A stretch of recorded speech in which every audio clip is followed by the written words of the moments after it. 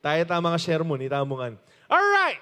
So, nandito po tayo sa theme natin for this January na pinamagatang Fighting Faith. Sino dito yung palaban na? Sa magulang? Wala pa, wala na. Sino dito yung lumalaban na sa pananampalataya? Sino dito yung hindi na basta-basta nagpapagapi? Sino dito yung mga victorious?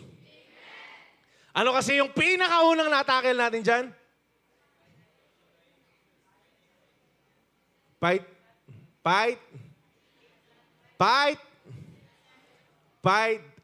deception. So, hindi na tayo ngayon madideceive. Kasi bakit? Alam na natin kung paano lalabanan yung deception na yan. And of course, after ng deception, ano yung lalabanan natin? Temptation. Sino dito yung hindi na nagpapatukso? Ayan, alam na natin yung way out. Because God gave us a way out para hindi na tayo magkasala or enjoyin pa yung mga kasalanan na yan. Yung last week, sino dito yung napalaya ulit? Oh, man. God is just so good. Sa mga pinalaya na ng Panginoon last week, I pray na wag na kayong bumalik kung saan kayo pinalaya ng Diyos.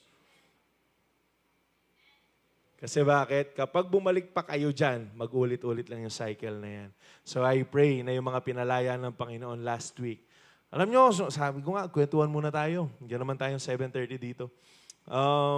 Nung nagtawag si Kuya AJ, kung sino, first point pa lang no? Tapos nagtawag siya, sino dito yung nakararanas ng oppression na hindi nakakatulog kasi ang daming pinapaisip ng kaaway sa kanya. And sabi ko, nino kaya lumapit, Kenny? Because it is an act of faith for you to come forward. Right? For sa mga altar call na ganyan.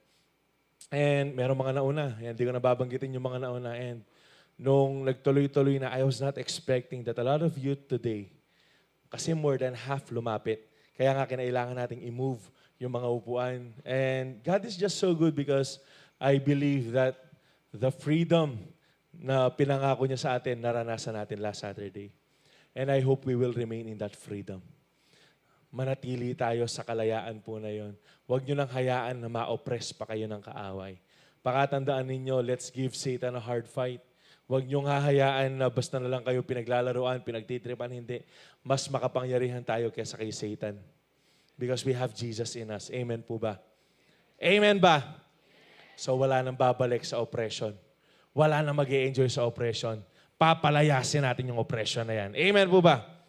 And last but not the least, yung last installment natin for this month ay pinamagatang faith that fights regression. Pakisabi, regression.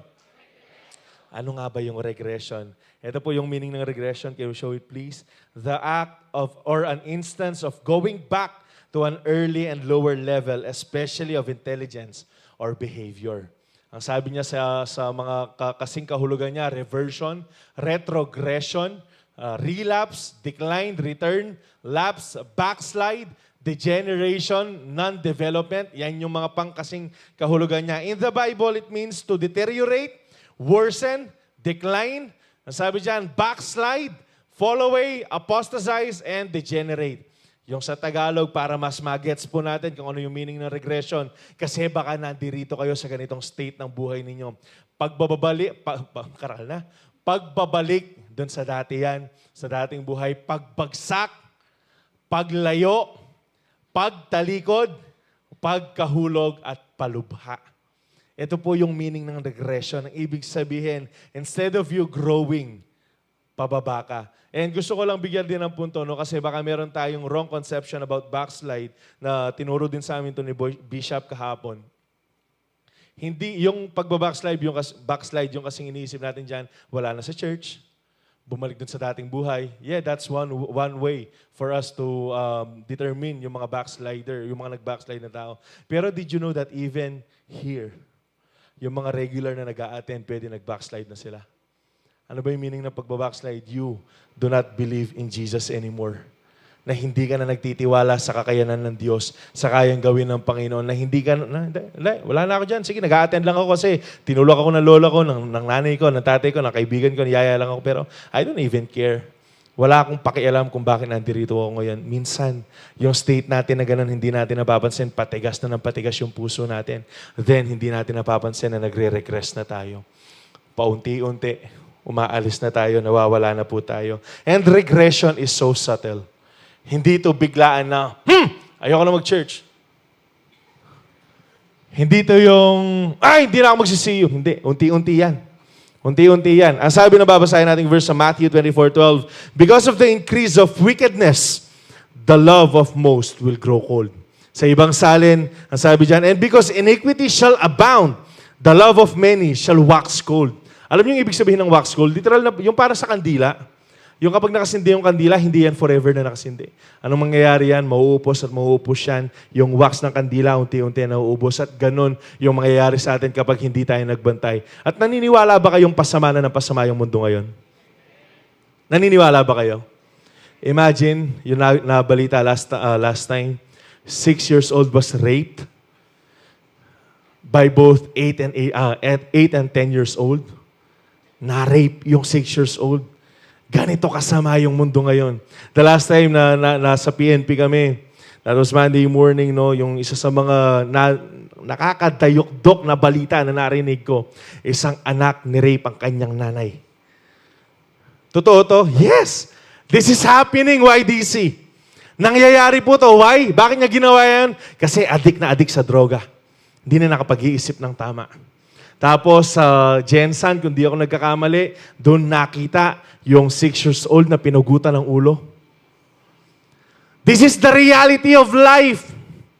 Kasi yung mundo, pasama na siya ng pasama, it will not get any better. Pero ito yung gagawin natin. Habang pasama na ng pasama yung mundo, tayo magpapakabanal pa rin tayo. Mas magpapakabanal tayo, YDC. Amen po ba? Ang sabi dito, Hebrews 2:1, so we must listen very carefully to the truth we have heard, or we may drift away from it. Yung katotohanan na narinig natin, yung salita ng Diyos na patuloy na pinaparinig sa atin ng Panginoon, every time na nandirito tayo, kailangan panghawakan po natin yan. Bakit? Kasi alam niyo yung sinasabi na that we may drift away dyan. Yung kapag nagsuswimming ka, yung, di ako marunong lumangoy eh. Yung mga nagfo-floating sa inyo, for example, sa dagat, tapos hindi mo napapansin na napapalayo ka na pala. Ganun yung nangyayari. Yun yung regression sa pananampalataya natin. Hindi. Akala mo okay lang. Okay lang naman na hindi mo na ako mag-YDC. Kasi may valid reason naman ako. Ano yung valid reason mo? I'm gonna do my assignments. Talagang titignan mo, valid naman eh. Kailan ba binigay yung assignment na yan? 2 weeks ago. Bakit mo gagawin ng Sabado? Kuya, maglalaba ako. Ito na lang yung oras na meron ako. Bakit ka ba nangingialam? Hindi ka naman marunong maglaba eh. Kuya, meron kaming shooting. Hindi ko sinasabi to para hindi nyo nagawin yung mga dapat nyo gawin sa buhay. Ang sinasabi ko lang, we need to prioritize God all the more. Kasi bakit? Kapag ganyan yung naging mindset natin, hindi na muna ako mag-YDC, hindi na muna ako magsisiyo. Kasi meron pa naman next week eh. Alam mo, next week, ganyan ulit yung magiging reason mo. Ganyan ulit hanggang sa masasanay ka na hindi ka na pumupunta ng church. Tapos, masasanay ka na hindi ka na nakakikita ng mga brethren mo, ng mga kapatid mo sa CU, at masasanay ka na ulit na bumalik sa mga dati mong kaibigan. Kapag bumalik ka na sa dati mong kaibigan, masasanay ka na magbisyo ka ulit. At kapag nabuhay ka ulit sa bisyo, masasanay ka na pakalyo na ng pakalyo yung puso mo hanggang sa wala ng conviction. Kapatid, hindi yun maganda. Kaya tayo, lalabanan natin yung regression. Lalabanan natin yung instead of us progressing, tapos nagre-regress ka, yun yung papatayin natin ngayon. Meron akong nakita, pinost to ni Pastor Radley kahapon. Galing siya kay David Mathis. Ang sabi dito, we are either regressing in the faith or progressing. Dalawa lang yan.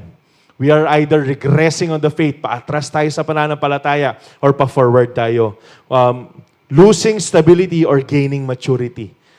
Ito lang yung choice natin. We are losing stability or gaining maturity, and shrinking or growing. Kasi hindi pwedeng magsama yung dalawa. Hindi pwedeng nag-grow ka this day, tapos bukas hindi ka, tapos mag-grow ka na naman. Hindi. Parehong one way lang yung dalawa na yan. So pipili lang po tayo. Magmamature ka ba? Or mananatili kang immature? Mag-grow ka ba sa pananampalataya or magre-regress ka na lang? And meron lang akong narinig kay Kuya AJ na sinabi niya rin kahapon. Alam niyo tayo ng mga tao, saan tayo nang galing? Sa unggoy, mo kanyan. Saan tayo nang galing? Egg cell. Sperm cell. Maliit lang yun, ha? Tapos, nung nag-meet sila, naging baby tayo, fetus, sa tiyan ng mga nanay natin. Tapos, nung lumabas tayo, Hindi tayo nanatiling fetus lang. Naging baby na tayo. From baby to toddler, from toddler na nagiging teen ka na, tapos nagiging youth ka, hanggang sa magiging young adult ka, tapos magiging talasawan na ka, tapos mamamatay din tayo kung di pa darating ang Diyos. Pero hindi natatapos yung growth. Nakukuha ninyo, hindi po dapat natatapos yung growth. Kaya tayong lahat, I hope, alam nyo, huwag kayong mag-settle na lang dun sa, Kuya, okay na ako dito. Kasi marami na akong ginagawa. Mamaya, pag-aaralan po natin lahat niyan. Pero unang-una, for us to fight regression with faith, you need to grow up in your spiritual life. We need to grow up sa ating spiritual na pamumuhay. Naniniwala ba kayong kailangan natin mag-grow? Ang sabi dito, basahin ko lang. Sa 2 Peter 3, 17 to 18, Therefore, dear friends, since you have been forewarned, nasabihan na kayo, be on your guard so that you may not be carried away by the error of the lawless and fall from your secure position. Yung salvation natin to, para hindi mapahamak, para hindi tayo mawala sa kaligtasan na binigay sa atin ng Panginoon. But grow in the grace and knowledge of our Lord and Savior Jesus Christ. To Him be the glory both now and forever. Amen. Ang sabi diyan, yung gusto ng Panginoon is hindi lang yung basta nag-a-attend ka. Ang gusto ng Panginoon, nag-grow ka.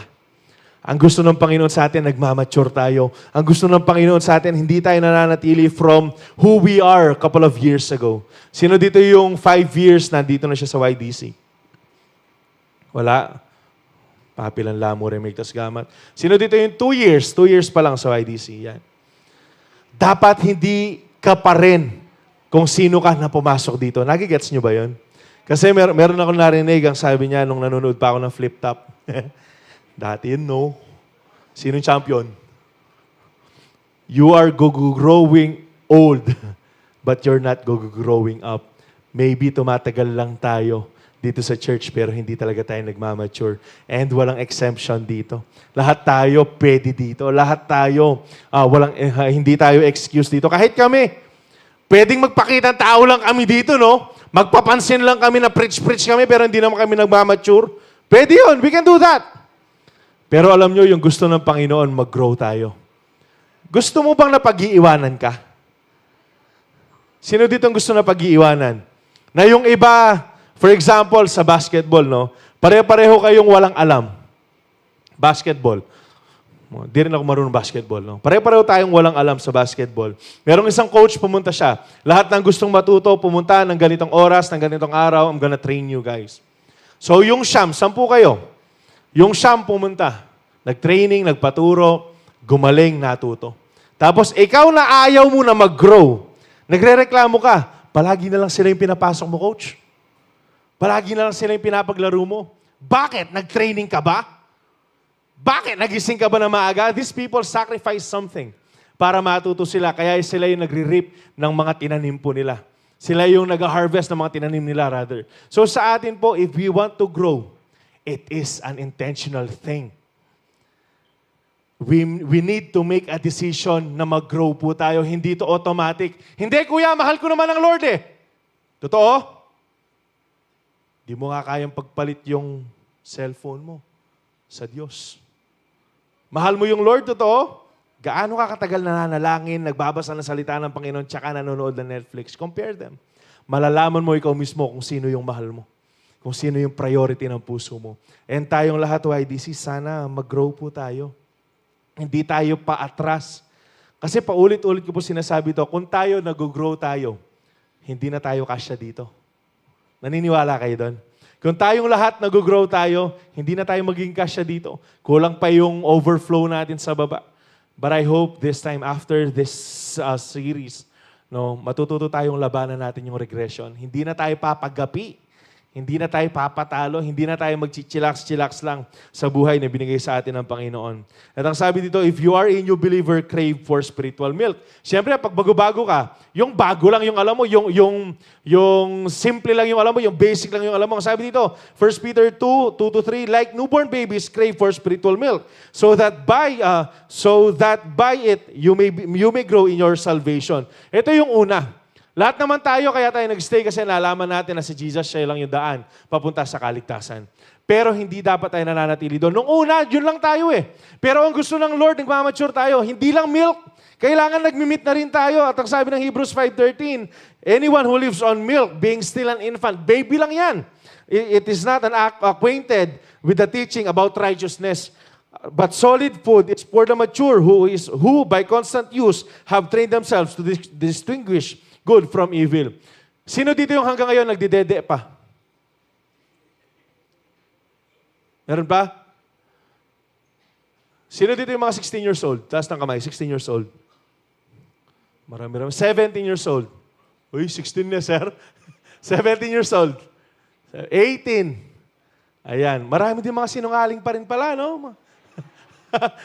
19 years old. Okay, sino dito yung 22 pataas? Hindi ko natatanungin exactly. 22 pataas. Taas ng kamay. 22 pataas. Where are you guys? Taas ng kamay. Taas ng kamay. Talagang ilan na lang yung honest ngayon, no? 22 pataas. Taas. Jen Johnson.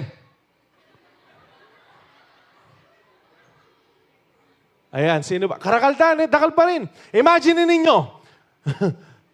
Kuya Ibes, tayo ka nga. Yung mga CEO ko, tayo nga kayo, tayo kayo. Lahat ng CEO ko. Mabilis lang, tayo nga kayo, tayo kayo. Lahat ng CEO ko, tayo. Yan. Sige, tayo. Sige, tayo. Imagine niyo yung mga yan. Lalapitan yung mga nanay nila, sasabihin, mapingin dede. Imagine, Manong. Ang pangit tignan. Isipong palpasana kayo manyag ko panggatas. Ang sinasabi ko po ganito, it is an abnormal thing for a Christian not to grow. Hindi normal sa isang Kristiyano ang hindi lumago. Kasi ang panawagan po natin is mag-grow po tayo sa atin pong Panginoon. Hindi pwede yung puro John 3:16 ka na lang. Hindi ko sinasabing hindi powerful yan. Powerful yung John 3:16, we know it. Memorize nga natin niya bago pa tayo mag-church eh. Pero ang sinasabi ko dito, kailangan nagiging okay na tayo kapag nako-correct na tayo. Hindi na tayo sensitive. Ang sabi nga ni Kuya AJ kanina sa WAM eh, no? Hindi na tayo sensitive kapag mayroong mga bagay na kinokorek sa atin. Alita mo balat sibuyas, yung ang tagal mo na tapos sensitive ka pa rin. Yung ang tagal mo na tapos hindi ka pa rin maasahan. Come on, man. Mag-grow po tayo. Meron tayong panawagan para lumago. YDC. Nakukuha niyo po ba? Nakakasunod pa ba? Paturo po tayo, magpa-mature po tayo. And for us to mature na hindi nyo alam kung paano, look for a mentor. Sino po yung pwede ninyong gawing mentor? Yung mga leaders po ninyo. Magpaturo po kayo sa kanila. So remember, it is important for us din na ma-feel tayo ng Banal na Espiritu para patuloy po na mag-grow tayo sa ating pong spiritual na pamumuhay. Yung last verse ng first point na yan, Philippians 2:12-13. Therefore, my dear friends, as you have always obeyed, sa inyong pagsunod at palaging pagsunod, not only in my presence, but now much more in my absence, says Paul. Continue to work out your salvation with fear and trembling, for it is God who works in you to will and to act in order to fulfill His good purpose. Alam niyo, simple lang yung gusto ng Panginoon eh. Kung sumusunod na kayo dati, manatili lang kayong sumusunod. Gusto kong makita yung kamay ng mga masunurin, taas ang kamay. Lahat ng mga sumusunod na sa Diyos. Sige, lahat ng mga sumusunod sa Diyos. Ay, marami-rami na, no? Praise the Lord. So, meron pang mangilan-ngilan na hindi. Sino dito yung mga sumusunod sa mga magulang? Taas ang kamay. Medyo nabawasan ng konti, ha? Meron pa mga rebels dyan. Sino dito yung sumusunod sa mga leaders nila? Yan. Talaga, hindi, tinitignan ko lang talaga yung CEO ko. Susunod kayo? Praise God.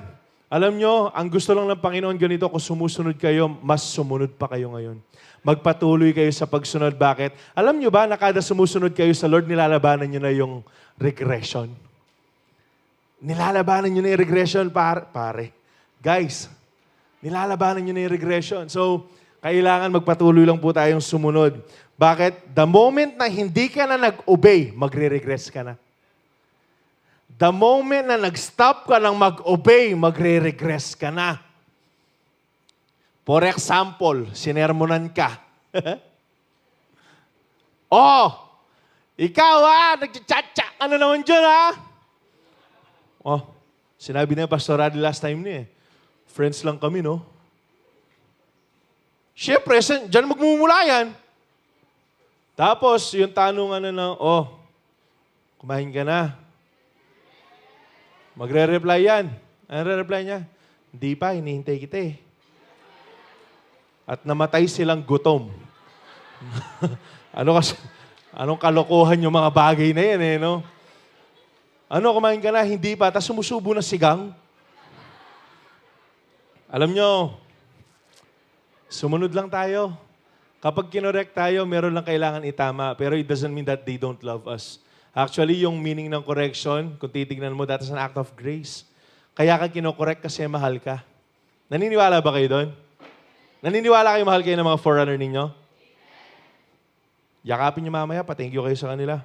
So, fight regression by growing in your salvation through the power of God's grace. Nakalimutan ko lang, dapat kanina to, pero alam nyo ba yung meaning ng salvation? Kailangan pare-pareho tayo ng tinatayuan dito. Alam nyo ba yung meaning ng salvation? Alam nyo ba paano kayo naligtas? Paano tayo maliligtas? Simple lang.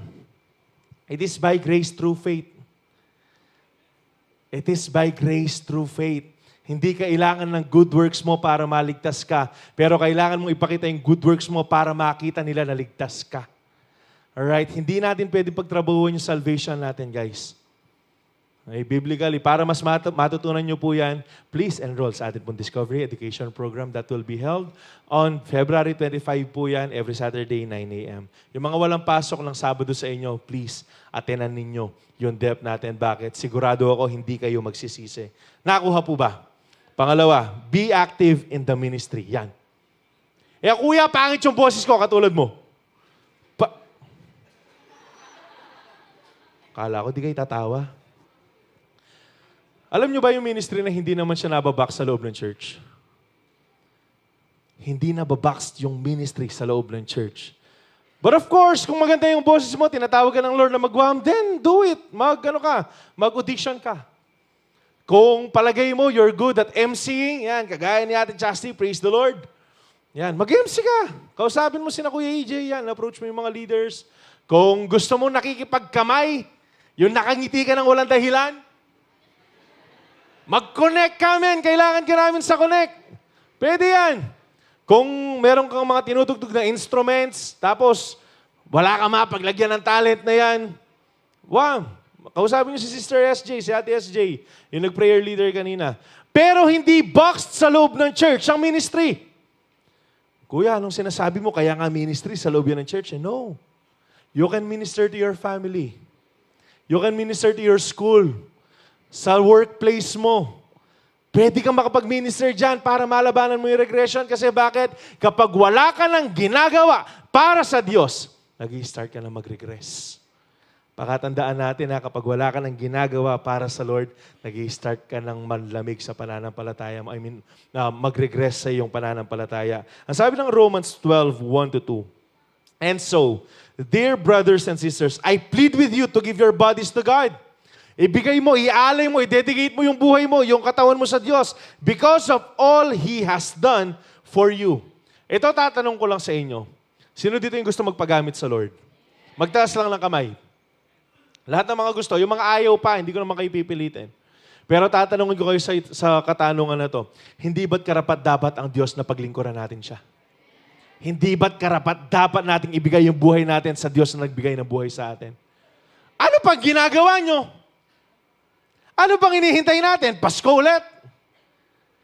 Anong hinihintay natin? Magkaroon na naman ng altar call para magpagamit tayo sa Diyos. YDC.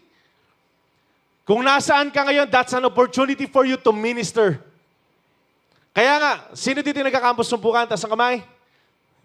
Lahat ng mga nagkakampus sumpukan. Tingnan niyo yung mga katabi niyo nakataas ang kamay. Ang dami na! O ikaw, tatanungin kita, ano pang ginagawa mo sa school mo?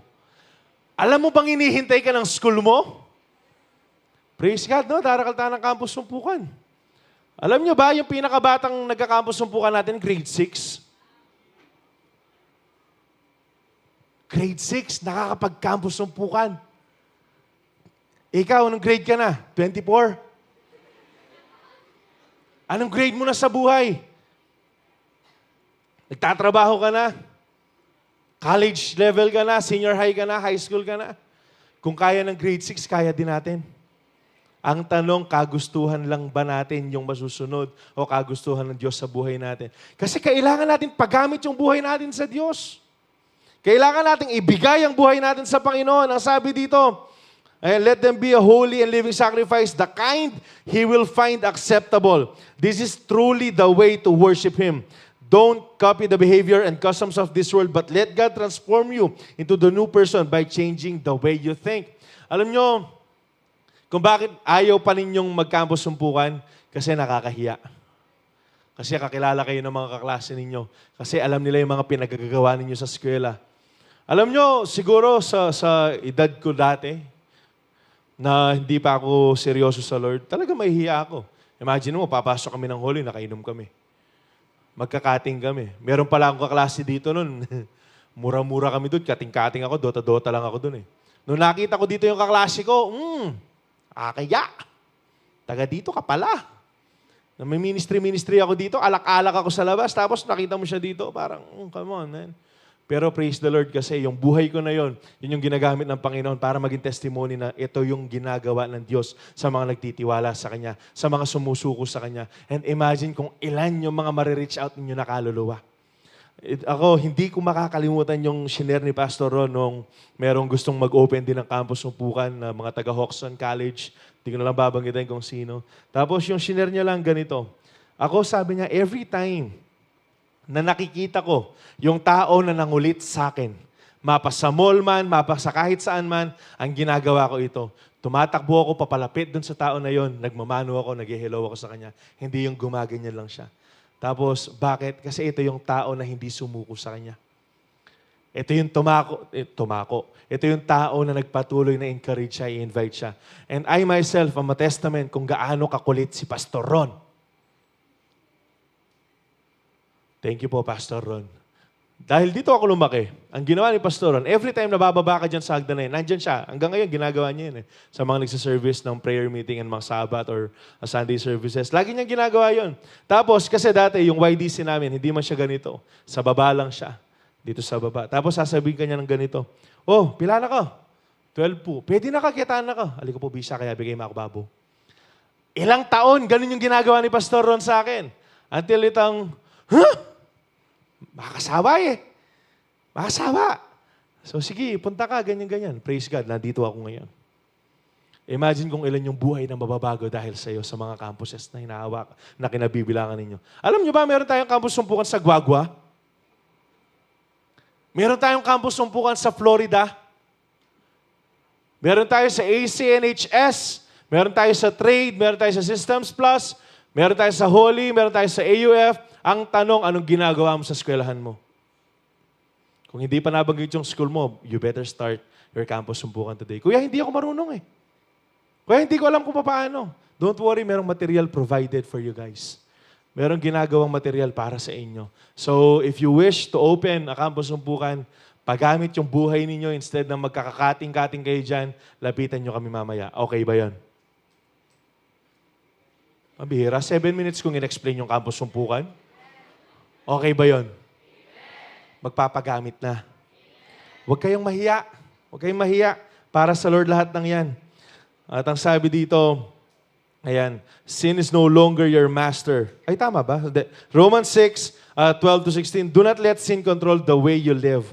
Huwag niyong hayaan na yung kasalanan. Kaya nga we need to fight deception, temptation, oppression. Kasi bakit hindi na natin hahayaan ngayon na pangunahan tayo na mamuhay sa atin yung kasalanan? Do not give in to sinful desires. Do not let any part of your body become an instrument of evil to serve sin. Huwag ninyong hayaan na magamit kayo para sa kasalanan. Ang sinasabi po dyan. Instead, give yourselves completely to God. For you were dead. Sabi diyan, but now you have new life. So use your whole body as an instrument to do what is right for the glory of God.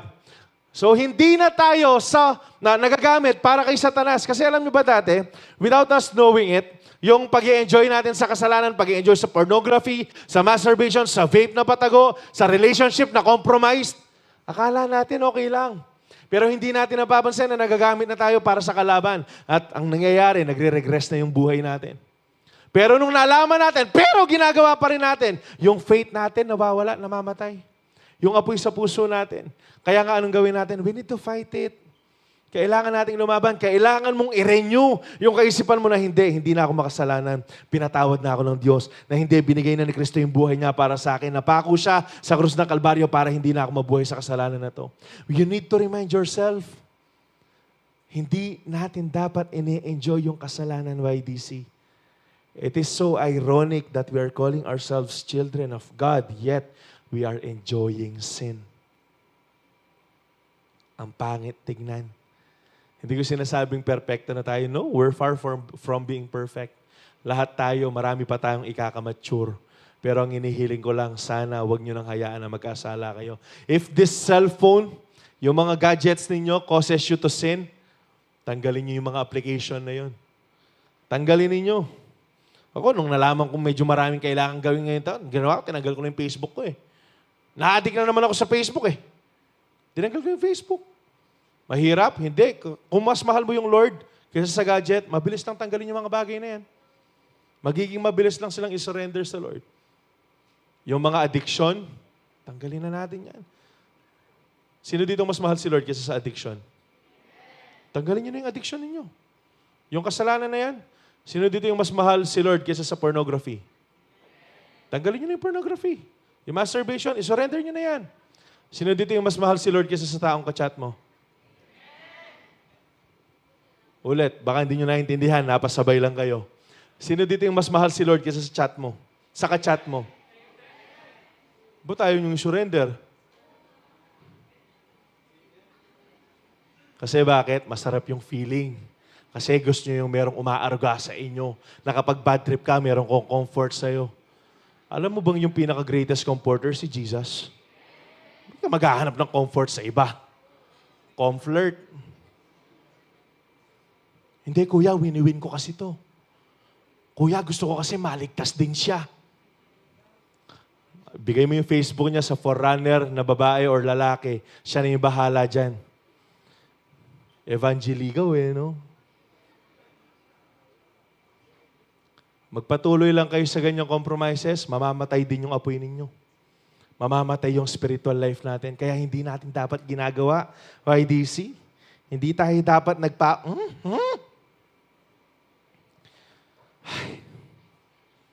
Sana matuto na tayo. Pakisabi naman sa katabi mo, sana matuto ka na. Sa kabila naman, maawa ka kay Kuya Zap, Kuya Rads, tsaka Kuya AJ. Last na lang, kausapin mo yung sarili mo, maawa ka sa forerunner mo. Paulit-ulit na lang. Ang bira, karakal ko ikit forerunner, magbiba. Hindi, alam nyo. Bagay, February na rin, sir. February na rin, panirahan mo yung February. Ano palagay nyo, titigil kami? Hindi, no? Number 3, para po malabanan po natin yung regression, we need to refuse complacency. Pakisabi, refuse complacency. Being complacent is similar to being lazy. Tignan mo yung katabi mo, mukha bang tama dyan? Pambira, sabi ko, tignan mo lang, sumagot yung iba. Yes, kuya!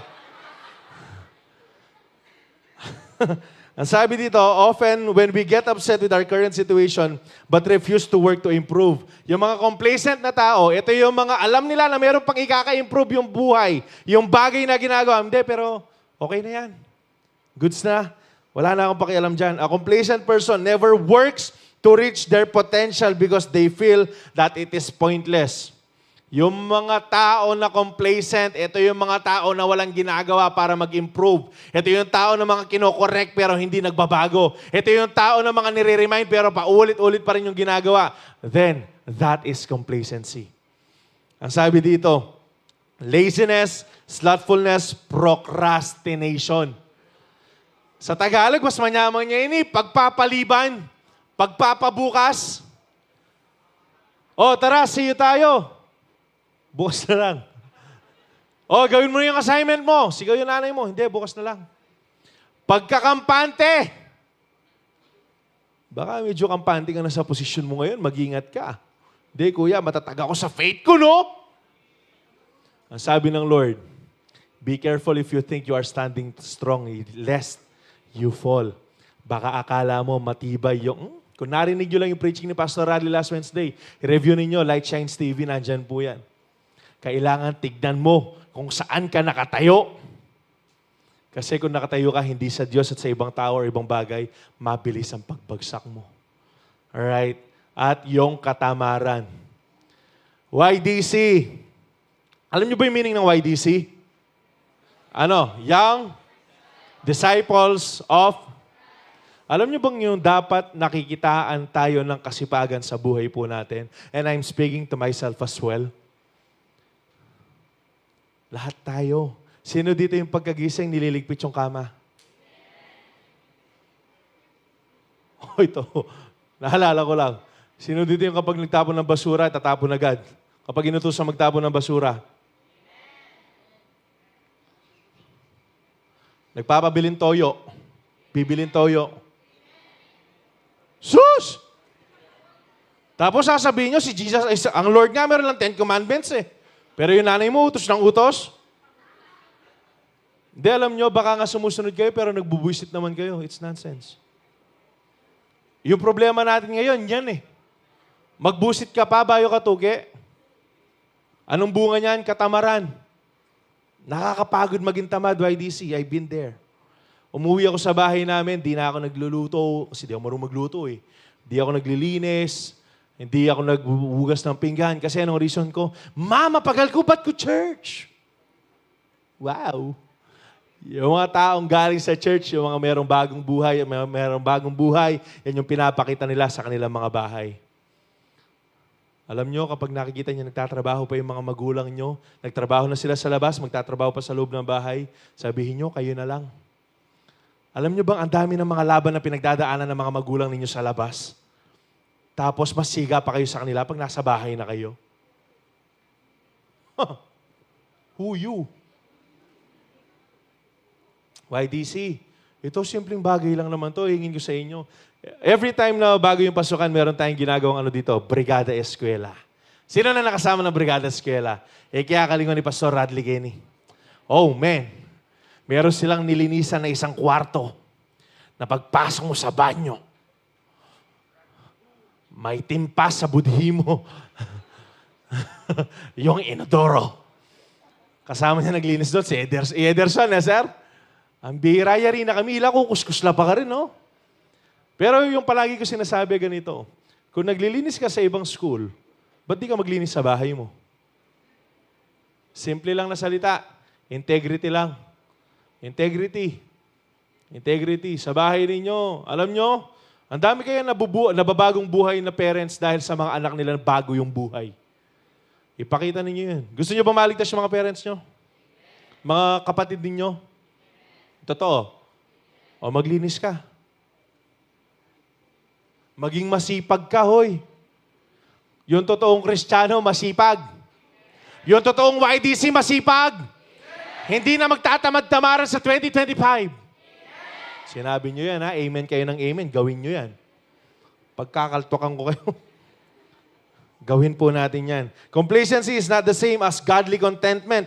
Complacency is satisfied with oneself and does not desire to improve or to grow. Ito yung complacency. Yet on the other hand, godly contentment is having a sense of inner confidence based on the sufficiency of God. Iba yung kontento ka sa complacent ka. Yung kontento ka, alam mo ang Diyos sufficient siya sa buhay mo. Alam mo ang Diyos enough siya sa buhay mo. Pero yung complacency, wala siyang desire mag-grow. Ganun lang. Simplihan lang natin. Alright? Ang sabi ng Revelations 3:15-16, I know your works. Ang Panginoon yung sasabi dito, that you are neither cold or hot. I could wish you were cold or hot. So then, because you are lukewarm and neither cold or hot, I will vomit you out of my mouth. Ang Panginoon po yung nagsasabi dito, ang sinabi ng Lord, I wish, sabi niya, dapat mapali ka kayong Ginoo kaya may karimlana ka mo. Kesa dun sa maligamgam ka. Sino sa inyong umiinom ng kape na maligamgam? Meron sa atin, magpapainit tayo, tapos palalamigin natin konti. Nagpainit pa tayo. Pero ang sinasabi po dito, no, kailangan mainit ka. Kasi yung mainit, yan yung mga YDC. Yung mainit sa pananampalataya, yan yung mga on fire. Yan yung mga kada fellowship nandyan. Yan yung mga pati prayer meeting nandyan. Asan yung mga nagpa-prayer meeting? Oh, kita-kita tayo next Wednesday, prayer meeting tayo. Oh. Minsan lang, try nyo lang, prayer meeting, Sino pa hindi nagpa-prayer meeting? Taas ng kamay. Invite mo yung katabi mo, sabihin mo, kita tayo sa prayer meeting. Kung tropa mo yan, pero kung babae ka, lalaki yan, huwag mo sabihin magkita tayo. Mag-prayer meeting kayo. Yan yung mga maiinit, yung palaging excited. Yan yung mga tao na first set pa lang ng song, yung worship pa lamang, hindi na hinihintay yung second set, all out na agad. Yan yung mga maiinit. Yung mga maiinit, yun yung mga taong palaging excited, ayaw nagpapalate. Yung mga maiinit, yan yung all out palagi, kahit na magsama yung sipon, yung luha, yung pawis. Kader-der. Yan yung mga taong maiinit. Na kahit merong ginagawa sa labas, priority pa rin ang Lord. Yan yung mga maiinit. Yung mga malalamig naman, yan yung medyo na sidetrack. Yan yung medyo na busy sa school, na busy sa pagtatrabaho. Pero nami-miss pa rin yung fellowship. Yung mga nanlamig, yung gusto pa rin magsimba. Meron pa rin puso na gusto mag-repent sa Lord. Yan yung mga nanlamig. Kaya nga gusto ng Lord, you are either hot nor cold. You are either hot or cold. Pero kapag lukewarm ka, kahit nandito ka, wala kang pakialam. Kahit na active ka sa prayer meeting, active ka sa YDC, sa CU mo, kahit na ibang CU sinasalihan mo, pero kung lukewarm ka, wala kang pakialam, matigas na yung puso mo. Ayaw ng Diyos na matigas yung puso natin. Gusto ng Panginoon, mainit tayo palagi. Kaya YDC, magpainit po tayo. Sabi ng Proverbs 1:32, for the waywardness of the simple will kill them, and the complacency of the fools will destroy them. Alam mo, magtamad-tamaran ka lang, makikita mo yung bunga. Proverbs 10:4, lazy people are soon poor. Sino gustong maghirap dito? Wala? Sinong gustong maghirap? Taas ng kamay. Wala? Magsipag ka. Magsipag ka. Tingnan niyo sa Proverbs yung kwento ng mga langgam. Wala silang hari na nag-uutos sa kanila. Pero they are saving up para kapag dumating yung tag-ulan, meron silang makakain. A little sleep, a little slumber. Kakabasa ako pa kanya na hapon. YDC, sana maging masipag na kayo. Sige na. Pakikalbitan may pinangkasipin mo, maging masipag tana. Yung iba sa inyo, kaya kayo masipag kasi hindi yung crush nyo eh. Nakikita nyo palagi eh. Pero alam nyo, gawin yung motivation sa kasipagan nyo ang Diyos. Walang sayang. Walang sayang, mag-grow ka pa sigurado dyan. Ang sabi dito, yung lesson sa parable of talent, eto, Christians to mga bagay, ang mga tao na to, bilisan ko na lang, Matthew 25. Then the man who had received 1 bag of gold came. Dahil merong binigyan na 5 bags, 2 bags of gold, 1 bag of gold, yung master nila. Then the man who had received 1 bag of gold came. Master, he said, I knew that you are a hard man. Alam kong pangit yung ugali mo, no? Harvesting where you have not sown and gathering where you have not scattered seed. Verse 25. So I was afraid and went out and hid your gold in the ground and see, here is what belongs to you. So ang ginawa, ganito, yung 5 bags of gold, ang sinabi nila, eto po, dumoble, naging 10.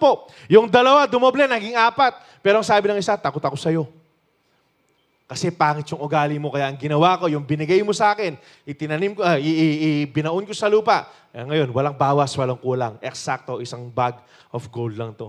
Pero sabi natin dito, sige, verse 26, his master replied, you wicked, lazy servant.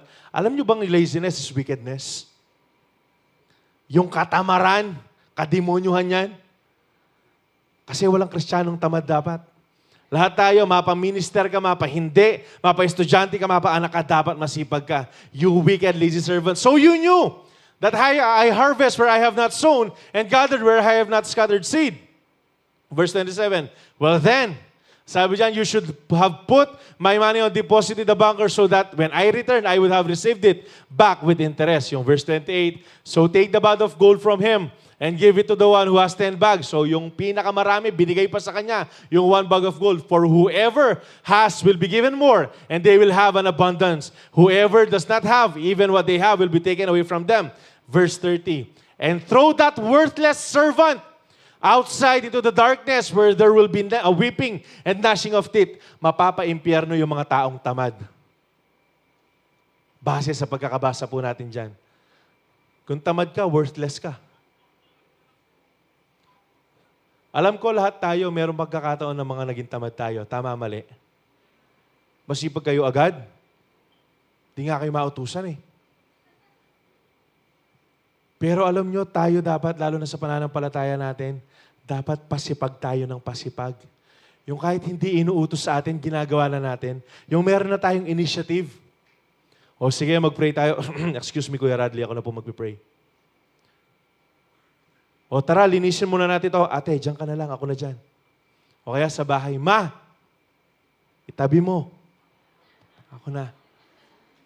Parang kalokohan lang yun, pero totoo yun. Maging masipag tayo, YDC. Maging masipag tayo. Kailangan tayo sa bahay, no? Anong akala nyo? Porket estudyante kayo, wala na kayo responsibility sa bahay ninyo? Kahit nga yung mga nagtatrabaho, meron pa rin responsibility sa bahay yan eh. Yung mga pamilya ninyo, unahin ninyo. Uy. Sabi dito, YDC verse challenge natin. 1 Corinthians 15:10. But God's amazing grace has made me who I am. And His grace to me was not fruitless. Yung biyaya ng Panginoon, yung bagay na tinanggap natin, hindi yan walang kwenta lang. Hindi yan yung reason para mag-chill ka na lang. No, that will be the reason for us. Yan yung magiging fuel natin para magpagamit tayo sa Diyos. Hindi para mas maging tamad po tayo. His grace to me was not fruitless. In fact, this is Paul speaking. I work harder than all the rest. Ako yung pinaka-hard worker sa mga yan. Yet, not in my own strength, but God's. Ako yung pinaka-pagod. Ako yung pinaka-maraming ministry. Sabi ni Paul. Ako yung pinaka-maraming ginagawa. Marami akong mga missionary journeys. Kaya sa mga tao na yan, pero hindi dahil sa akin, pero dahil sa biyaya ng Panginoon na nasa sa akin. And His empowering grace is poured out upon me. At tayo, YDC, ganito dapat tayo. Kuya, pagod na ako sa school pero wala akong pakialam, magkakampus sumpukan pa rin ako. Kuya, pagod na ako sa school pero wala akong pakialam, maglilinis pa rin ako sa bahay. Kasi bakit? Ipinapakita mo na buhay yung grace ng Panginoon sa buhay mo. Hindi para maging tamad ka, kundi para mas maging masipag ka. Bakit? Yung katamaran, mag-start na dyan yung regression. Pero kung nagiging masipag ka, nagpa-progress ka, despite and in spite of everything that is happening sa buhay mo. Nakukuha po ba, YDC? Alam nyo, this 2025, I just hope and pray na maging kasama tayo dun sa panawagan ng church na to for us to reach out 10,000 souls. Maraming opportunities. Sina Pastor Radley, alam to. Marami tayong gagawin. Marami tayong papasukan na schools. Marami tayong i-encourage na mga kabataan, pero hindi namin kakayanin na kami lang. Kailangan namin kayo. Kailangan namin yung mga puso na willing mag-commit 100% sa Diyos. At ikaw yon, kapatid, ikaw yon. Huwag kang tumingin sa side mo kasi ikaw yon. Kuya, wala naman akong school Di naman ako nag-aaral ngayon Meron kang pamilya na mawiwin mo. Meron kang mga kaibigan na madidisciple mo. Kuya, di na ako nag-aaral, tatrabaho na ako Meron kang ka-workmate. Alam nyo, this 2025, dapat magkaroon tayo ng urge sa puso natin. Patay kung patay para sa Diyos. Go lang ng go para sa Diyos. There's no stopping. There's no stopping this 2025. Bakit? The moment that you stop doing anything for the Lord, then you will start regressing. Pakatandaan po natin yan. All out na tayo sa Diyos. Pakitapik naman yung katabi mo, all out ka na. Mag-all out ka na. Ibigay mo na lahat para sa Panginoon.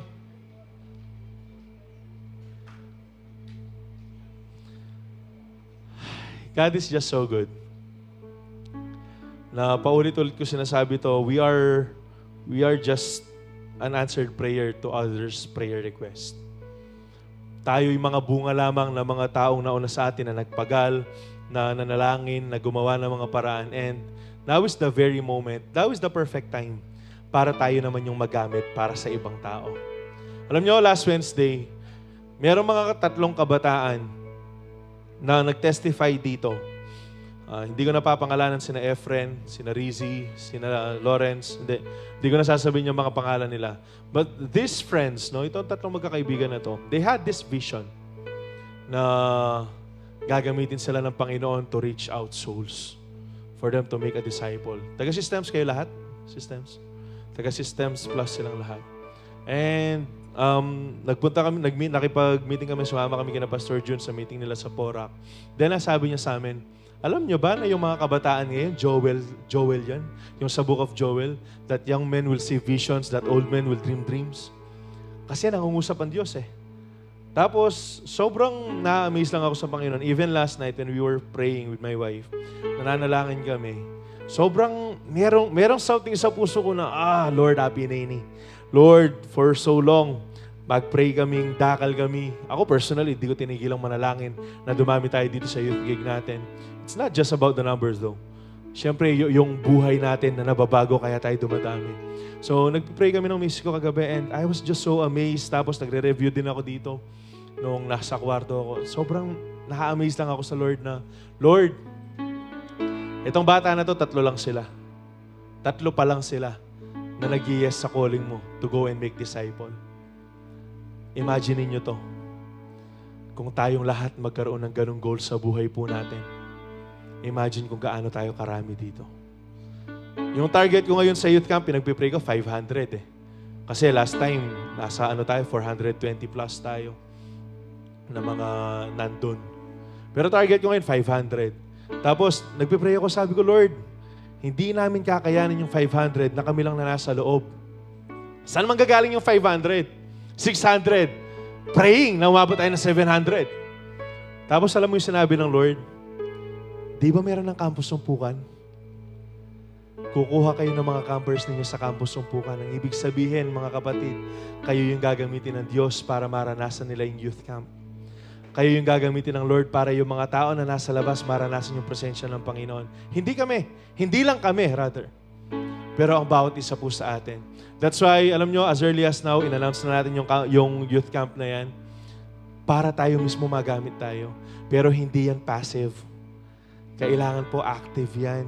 Kailangan meron tayong ginagawa para hindi tayo mag-regress sa atin pong pananampalataya. Let us go and make disciples. Nagkaroon tayo ng calling last time, make Jesus known. And that calling is up until today as well. Hanggang sa nandyan tayo, hanggang buhay tayo, meron tayong panawagan. Let us go and make disciples of all nation. Magbahagi po tayo ng salita. Kuya, nare-reject ako eh. Kuya, takot ako sa rejection eh. Okay lang. Magpatuloy ka. Hanggang sa darating yung pagkakataon, merong isang kaluluwa na magpapasalamat sa iyo na, Kuya, thank you. Ate, thank you. Tol, thank you. Sis, thank you. Kasi hindi mo ako sinukuhan kahit na nire-reject kita. At dahil sa iyo, nagkaroon ng kaligtasan sa buhay ko.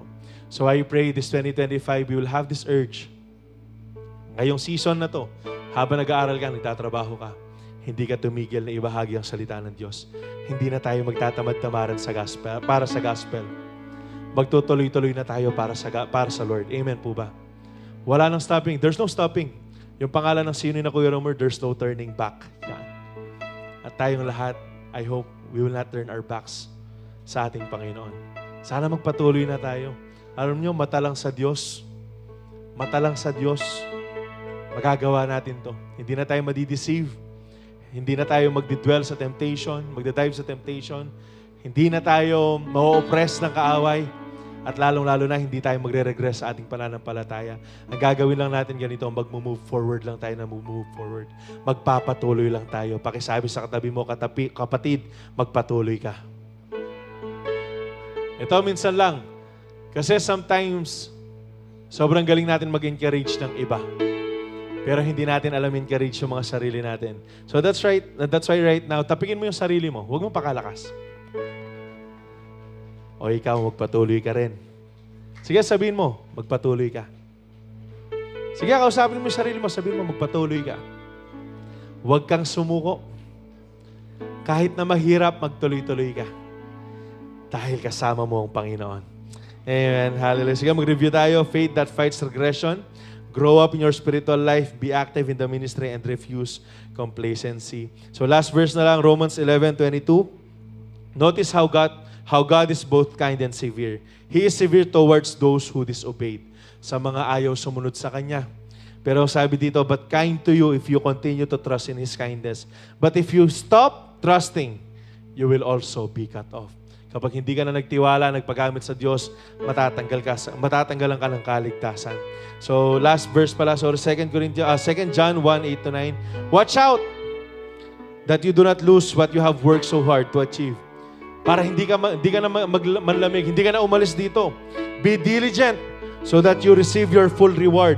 Anyone who wanders away from this teaching has no relationship with God. But anyone who remains in the teaching of Christ has a relationship with both the Father and the Son. So, sabi ng pinaka-last quote natin, fight regression by pursuing growth in Christ and His Word. Last na lang, tatanong ko sa inyo, sino dito yung lalaban na? Sino dito yung magpapatuloy na lalaban? Sino dito yung hindi magre-regress, kundi magpa-progress sa kanyang faith? Hindi na tayo aatras, pasulong na tayo ng pasulong. Amen po ba? Sige, tumayo tayong lahat. And as we take the Holy Communion, ililid tayo ng ating Connect team. And let us worship the Lord. And once again, if you have this urgency sa puso mo, i-commit mo yung sarili mo sa Diyos at sabihin mo sa Kanya na willing ka nang magpagamit para sa campus na kinabibilangan mo or sa trabaho or sa pamilya na kinabibilangan mo.